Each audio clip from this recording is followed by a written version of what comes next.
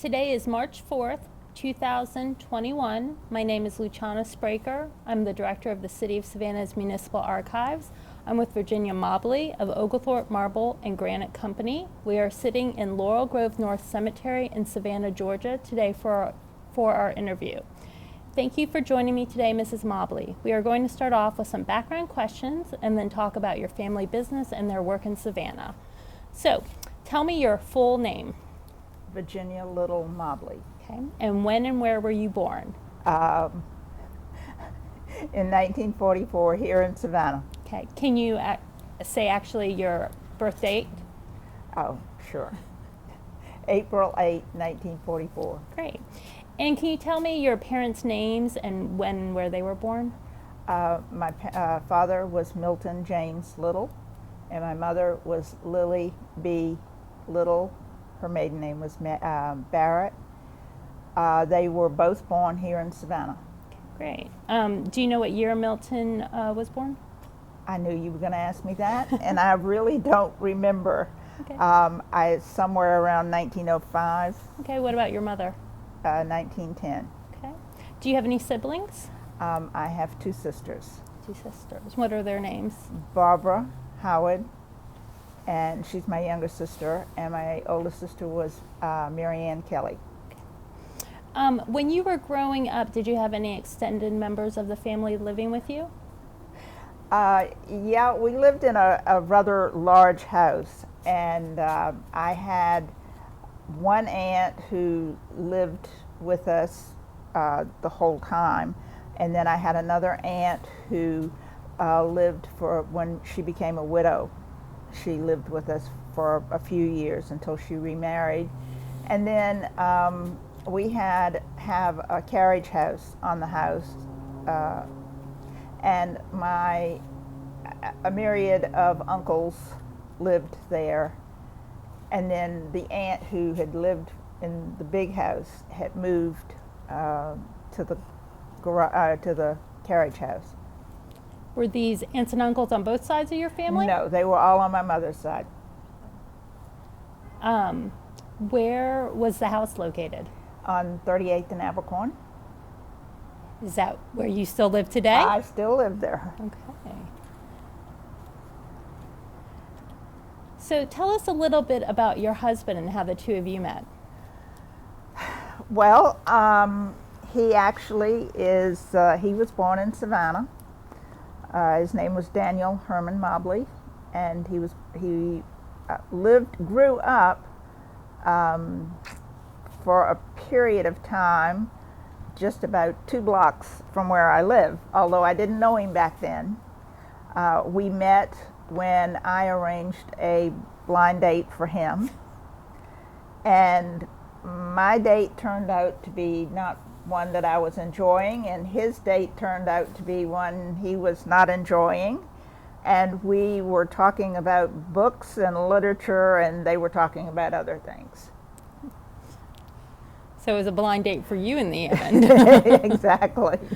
So when did the two of you get married? 1962, September. So he ended up working in your family business? Not immediately. My father had 3 daughters. My mother and father had 3 daughters. As each one of us got married or became engaged, my father would take them to the stone yard. He would take the intended to the cemetery. He would invite them to go with him to the quarries. And the only one that did that, other than the fulfilling the obligation of a new member of the family, was my husband. But at the time, he was a banker. And because of supposed health problems, he left banking because of its stress and went into the landscaping business, and was in landscaping for about 20 years. And yet, as my father's health declined, and even before my father's health started to decline, he would go with my father to the quarry. He would go with him to the cemetery. He did Saturdays, riding from cemetery to cemetery with my father. And as my father's health declined, he spent more and more time with my father and working in the business. So that when my mother called to tell me that my father had died, the first thing she said after that is, "I need to talk to Dan." And she needed to tell him to bring his work boots. And so that's when he took over full time. But he had the opportunity that by that time to know the suppliers, to know the workmen. The whole crew knew who he was. And so it was kind of a transition. So we used to joke that we got to enjoy our retirement from the time we got married till the time my father died, because he got to do the things that he wanted to do. Well, before we really dive into the family business, did you and Dan have children? We have 3 daughters. 3 daughters. What are their names? The oldest is Marjorie Briscoe. The middle is Susan Dewberry. And the youngest is Laura Mathis. Don't worry, we won't show her this. Good. All right, so we have just touched on the fact that you guys have this really important family business here in Savannah. So let's talk about Oglethorpe Marble and Granite Company and how it got started and its history, because it is important, and that's why we're here today. How did Oglethorpe Marble and Granite get started? Well, my grandfather started the business, and I refer to him as GB. He was originally from Charleston. His family was from the lower South Carolina area. And he was a stone cutter. You will have to understand that in this business, nobody has fancy titles. He was a stone cutter. My husband thought of himself as a stone cutter. My father thought of himself as a stone cutter. But he was a stone cutter in South Carolina. And then around 1900, when he and my grandmother married, I'm not sure of the reason, they moved to Savannah. And he came over here to work for the Savannah Marble Works. And apparently, as far as I can tell, he worked not only for them, but for another company before 1907, when he started his own company. And back in the 1900s, a monument company was not really what you think of it as today. Sometimes John Waltz was in his backyard. There were a number of them that were just sheds in their backyard. They were a one-man carver, and so there was no big equipment or enterprise. GB was the first one who really started a modern monument company. He brought in, he was the first around Savannah to have a sandblast machine. He was the first to use plate letters. There were techniques within the business that he brought to Savannah. So I have a couple questions that you raised. First, what does GB stand for? George Bernard Little. Okay. So these techniques that he was bringing to Savannah, was he going to other places and learning them to bring them back? Did he go to conventions or something? Where was he? How was he getting this information? There was no conventions back then. And conventions today are very interesting in this business. You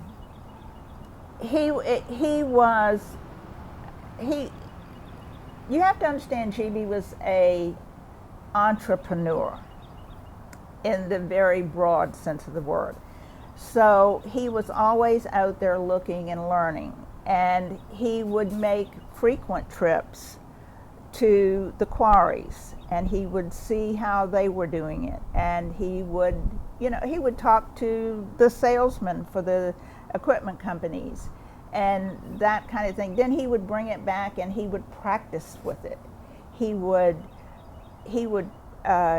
and my father both would practice until they perfected the skill. Okay. Where were the quarries that he was going to? They were, of course, in Elberton, and they were in Jasper County. They were in North Carolina, Vermont, Georgia. The Georgia and South Carolina quarries were probably the most frequent because that was the lesser expense of material because of the freight involved. And they used to have to bring in stone by rail cars. So it was an expensive proposition. So he starts in 1907. Where was the business originally located? Originally, the business was in the Central of Georgia Railroad yards. So that would have been off of West Broad, what we now call Martin Luther King Jr. Right. Boulevard. Right. Okay, and so it moved then. He moved from there to the 400 block of Harmon. Okay. And he bought out there was a small shop over there that he bought out, and he moved into that property. And from there he moved to what was known back then as the subway, Henry Street, and the railroad track.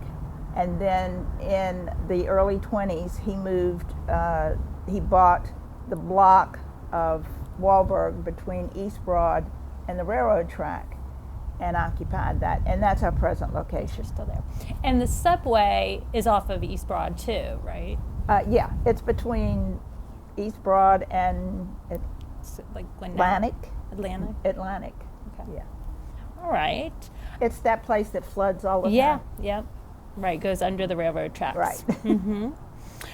So not a subway like many people would think of. It's just going underneath the railroad tracks. Right. And if you look at the one of the little things I gave you today, you will see he refers to his location as the subway. Okay, great. We'll take a look at that.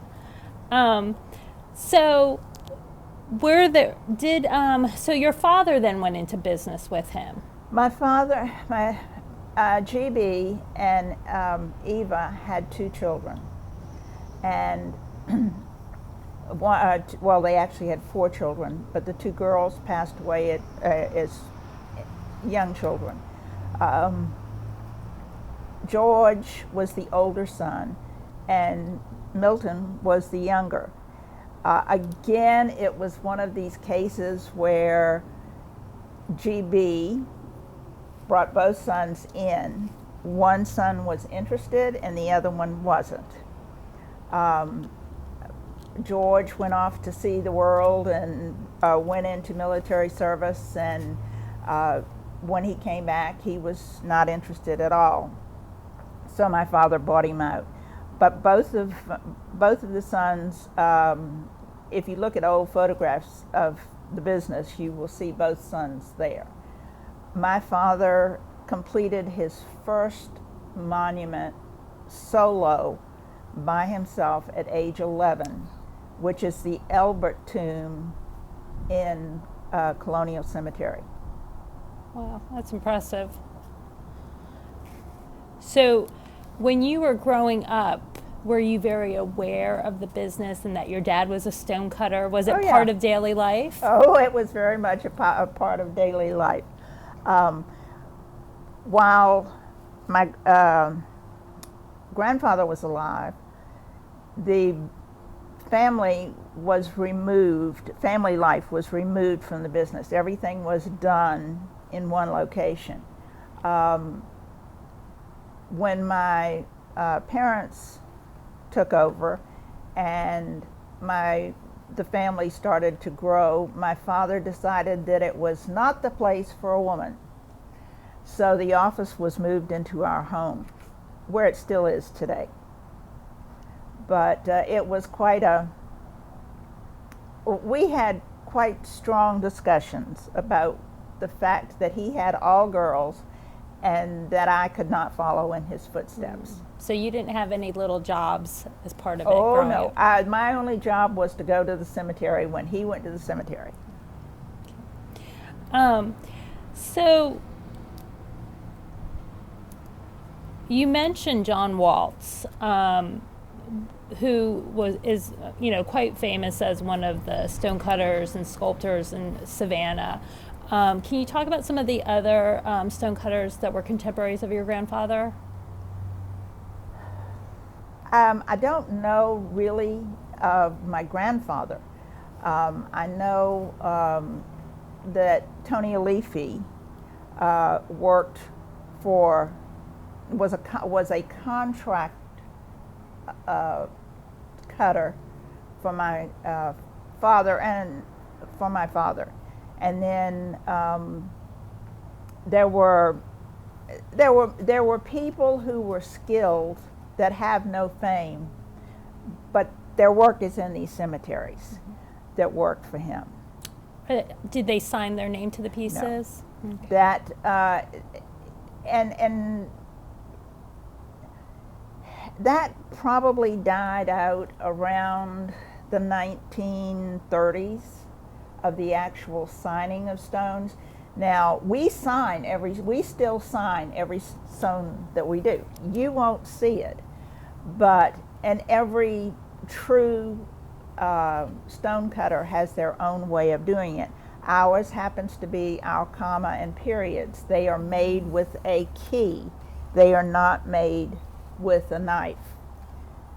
And so my father could go to the cemetery and look at a stone that had been there for 50 years and tell you whether or not he had done it. And that was something that my grandfather started and was passed on. But the actual signing of stones probably went out in the 30s. Why do you think that is? I really can't tell you. Other than the fact that about that time, the individual craftsmanship went out and it became more of you would have 3 or 4 people that worked on one stone. And so they changed from individual names on the stone to, for a while they were using a metal plate that they would slip under the base of the monument in the back, and it would name the company. It didn't name the sculptors or the cutters. It would just name the company. And that was popular probably up until the late 50s, and then that kind of died away. So the Oglethorpe Marble and Granite acquired several different companies during its span. Can you mention some of those? Well, there was a Roush. He bought some of parts of John Walt's material. Leggett, Dixie, and again, as I said earlier, there were small companies that just were in the backyard, and buying them out meant going and buying all the stone. It didn't mean buying the property, but he eventually bought out most of the companies that operated between GB and MJ Milton. My father, they bought out most of the companies in Savannah. Why do you think Oglethorpe Marble and Granite lasted when these other companies didn't? I think part of it was the charisma of the two. but I also know that it was the diversity of what we do. We, even today, are the only company around that does restoration and duplication. But it's a steadfast, if the old way works and it's cheaper than the new way, we stick with the old way. In fact, recently when my husband passed away, some of the cemetery workers made the comment that they would see other companies come in with these big trucks and cranes to move a monument, and we would come in with broomsticks and rollers and move the same monument. And so it's a matter of being steadfast. So, and that maybe answers part of my next question, which is how has the monument business changed over time? And in some ways for you guys it hasn't, but I'm sure it has in many ways. Oh yes, it has. There's a lot of things that have changed. We still handle stone basically the same way we do. I mean, we use forklifts and things like that. And believe me, I have a myriad of things in the junk pile that were the newest and latest that really didn't last. But there are things, now layouts are done on a computer. The stencil is cut by a computer. The comparison is that when not only my grandfather, but my father, when my grandfather brought in sandblasting to cut stone, you had a pot that you melted the rubber in, you painted it on the stone, and you cut the letters by hand. When my father came in and took over, you still had to melt the rubber, but there were what we call plates. They were metal plates that had various alphabets of different sizes on them, and you would lay them off with a carbon paper on between the plate and the paper, and you would lay them off, rub them off. Then you would transfer those letters to the rubber, and you would hand cut the letters out. Then we went to a pressed letter, which was looked like a big pasta machine. You would set the type. It had the stencil was on a roll, and it was laid out, and you set the type and cranked it by hand, and it pressed the letters. It cut the letters, most of which still had to go back by hand and cut out anyhow. But then now we have, this is all, we have gone, probably we're in our 22nd year with a computerized system. We lay them off on the computer. The computer sends them to what is known as a plotter, which has a knife which cuts the stencil, which is the same stencil that basically that we use with the press. But from that point on, it goes back to the same thing that my grandfather did, in the fact that you put it on the stone and then you cut it. So, that's one of the big change. Sadly, the industry has gone through changes in how they have marketed products. You look around this cemetery, and every one of these monuments is an individual design. There are no, they may be similar. You may, find 10 with an apex roof, but they're not going to be exactly alike. In the 70s and 80s and 90s, monuments moved to, you pick A, B, and C out of a catalog, and this is what you get. Well, about 20 years ago, people started getting away from that. They wanted something that was personal. And so we are now seeing more and more people who are interested in having something that is personal to them. Now we still, because because of the internet, people go on and they see a monument where you can design it online. Well, all of that is done. It is going back to the A, B, and C. Mm-hmm. Because you can't move that flower, you can't turn it around, you can't do those different things. So, it's changed and it's gone through cycles. And it's interesting. People will come and they want something like we have in Laura Grove, and then when they find out what the cost is, they're shocked, because what a monument that my father sold for $600 in the 50s today is going to close to be $22,000. Wow. And I have one supplier that keeps asking me, "Do you do nothing but specialty work?"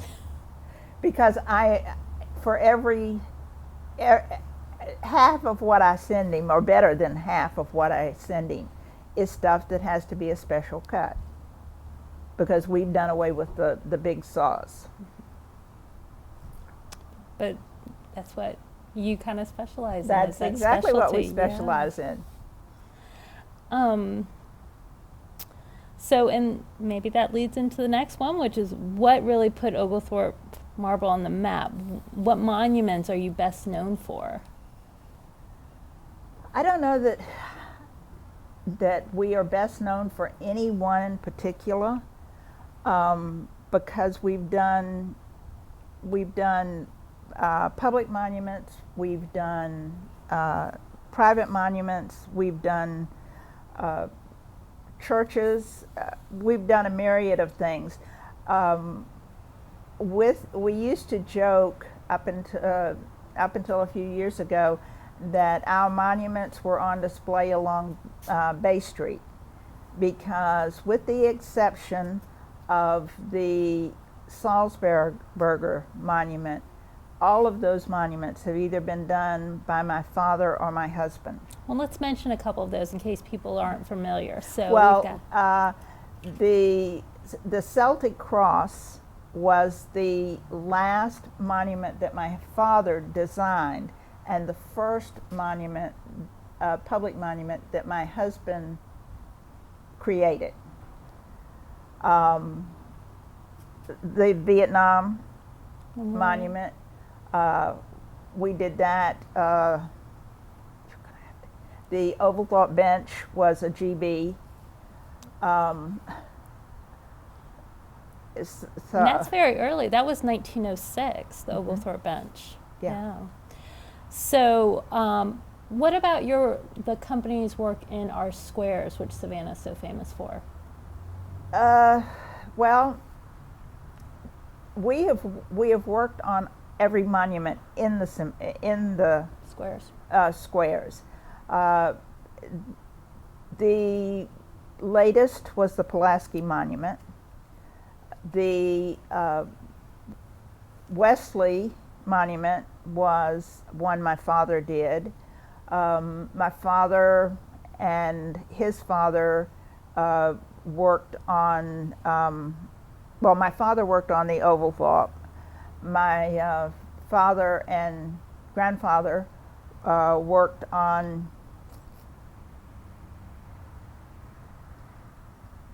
what's in Johnson Square?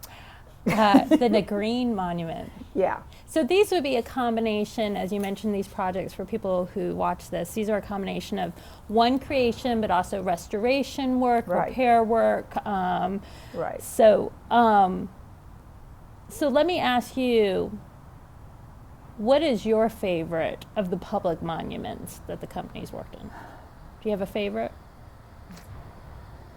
I have stories about all of them. So I don't know that there's one that is particular of interest to me. I mean, a particular favorite. I think I think the one that I am probably the proudest of is the Vietnam, because it was carved on site. It was there was, I don't know if you know, are aware, but they had a contest to design this monument. Well, that was very good, except for the fact that the winning drawing could not be transported to the city or created in one piece. There was just no way they could come up with enough, a big enough block to cut it out of. So, as most large public monuments, they're made of multiple pieces. My husband took and converted the drawing to something that was doable, and it came in on it came on a flatbed truck in 3 pieces. It's actually 3 quarry blocks of Georgia marble, and they carved it on site. Interesting. So I had somebody that wanted me to ask you if you had maybe any stories about the Button Gwinnett Monument, and that was one of the last monuments your father worked on. Is that right? No, that was actually in the 60s. Okay. He did the monument. He installed it, created it, and installed it, and we have maintained it over the years. But the last monument that my father worked on was the Celtic Cross. So when did your father die? I take that back. It was not the Celtic Cross. It was the Chatham Artillery. Chatham Artillery. And when did your father pass away? In 88. 1988. 1988, yes. Sorry. Well, and unfortunately, you just lost your husband, Dan. So what does that mean for the future of the company moving forward? We're still going. Still going. I'm learning how to do a lot of things and pulling on a lot of memories. Mm-hmm. And we used to do this. But we are still in operation. We can plan to continue for as long as we can in operation. I'm getting a lot of help from people who've worked with us over the years, who are helping me find my way. Okay. And is there another generation stepping up? Sadly, no. There is not. We thought that one of our daughters and her husband were going to take over, and her husband passed away, and so we don't have anyone. It may still happen. But they keep asking me, well, one day you're going to have to stop, and what are you going to do? And it's like, well, if I can find somebody that can create, or who is involved as we are, not just an A, B, and C dealer, then they may be right, but who knows? So we're sitting here, we decided to do this interview in one of our municipal cemeteries because as a monument company, you've worked really closely with the city's cemeteries department and staff over the years, and you've spent many hours in our cemeteries. So I thought we would ask you about how the cemeteries have changed over the years as you've worked here. Well, they're much more organized than they used to be. You had mentioned an artesian well that used to be right near where we were. Yeah, the cemeteries have been cleaned up considerably. They were always beautiful. The azaleas are world class, and if the city ever does away with them, they should be hung like my grandfather did. But there, right across the way, there was an artesian well, and it was a free-flowing well. And we would of course be in the cemeteries on Saturdays and Sundays, and you would see people who would drive in to fill up on the artesian water. But it's obviously been capped because now it's a green park-like atmosphere. But the cemeteries are very well kept. the city is making a great effort to restore what they can and to keep the history that is here. The stories that this, not just this cemetery, but the other city cemeteries can tell are magnificent. They're part of a history that nobody ever will hear. But now you go in and you purchase a lot and you get space 1, 2, and 3. And you are buried in 1, 2, or 3, where before you would say, well, this is my family lot and I want him buried here, and it didn't make any difference if it was in the corner or if it was 2 inches from Uncle George over here. You got wherever they could dig a hole, you could put it. So we, from time to time, go in old lots and find that the burials do not line up at all. So there's this cemetery. I'm not exactly sure when it happened, but at some point in recent times, they have renumbered the lots, but nobody kept the old maps. So there's a whole section that they're not sure where these lots are. And I think there's some difficulty in Laurel Grove South where, numbering has been complicated over the years. Oh yeah, Laurel Grove South really never had a good record keeping system. And to me, that's one of the prettiest cemeteries around. Yeah, so you've done work in all of our cemeteries. So you've done Laurel Grove North and South, Colonial Park, Bonaventure, and Granite, right? Mm-hmm. Sure. And each one is totally different. Every one of them. Yes. So, the last question I had is if there's anything you wanted to add, whether it's about your family, the company, cemetery, Savannah. I know you've got some really fun stories about your grandfather that I've heard. Maybe about him doing a little parade or march through town in protest. So, yeah. We've mentioned John Walls, and he was a contract sculptor for my grandfather. But and I'll get to his connection in just a minute. But in my grandfather, as I had said earlier, was an entrepreneur, and one of his investments was in the Oldsmobile dealership here in town and the automobile. And he decided that what the city needed was a standalone gas station with a mechanics shop. And back then, until then, gasoline was sold at a grocery store. It was quite common to see a little grocery store with a gas pump in the front. There were no formal gas stations. So he petitioned the city of Savannah to install a standalone gas station and mechanic on Drayton and between Gadsden and Gordon, and it's even till today it's a vacant lot.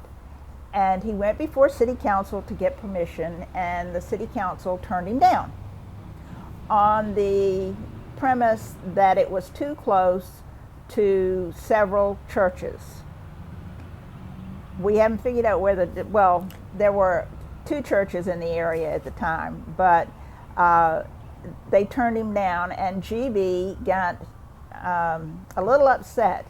So he took one of John Wall's rejects and inscribed, "Here lies the city of Savannah." Well, it was very nice monument. It was carved with lilies, and it had a cradle on it that was sculpted, and it had a scroll on it and everything. And the city of Savannah got a little upset. And and as I said, he was an entrepreneur, and he had dealings in a funeral home. So he had an evening vigil with a hearse that arrived at the site, and they had a formal funeral for the city of Savannah. What do you know what year this was? In 1916. I'm gonna have to look that up. I gave you the clippings. Okay, good. But the city of Savannah got upset about it, and so he constructed and said he couldn't do it, and they threatened the newspaper that if the newspaper published anything further about the burying of the city of Savannah, that the city would pull the legal notices from the paper. So my grandfather went in and he surrounded the lot with a wooden fence that had holes in it so you could see, and continued to have vigils at night. So I'm not sure how long it lasted, Yeah. but I do know that to this day, nothing has ever been built on that piece of property. I think I know what piece of property you're talking about too. It's used as a parking lot, I think. It's paved, but there's been nothing ever built on it. It's very interesting. Very interesting.